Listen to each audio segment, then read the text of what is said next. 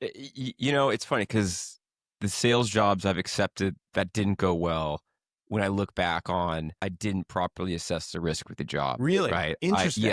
Yeah. I looked at it and and maybe at the time I needed a job or something like that, but they'd be like, okay, if only 30% of the reps hit quota on this team and I'm accepting a job from this company, I think I'm going to probably have a 30% chance of hitting quota, which means I have a 70% chance of not.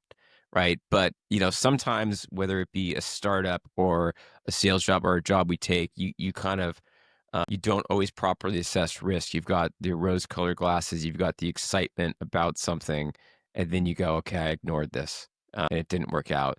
So then And what did it look like in that moment though? Were you blinded by an opportunity because you see a big commission opportunity? Yeah, I think probably some of that was when I look back. Also, sometimes you just need a job, right? Sometimes you need a Yep. job. You do go through the interview process. You get a couple offers, and you take whichever one you feel best on. You don't always have the luxury of saying, you know what, I'm gonna hold out for this top level job at the most competitive company to get at, right? So, especially earlier on in your career where you don't have as much experience, you just got to take jobs from what you can get.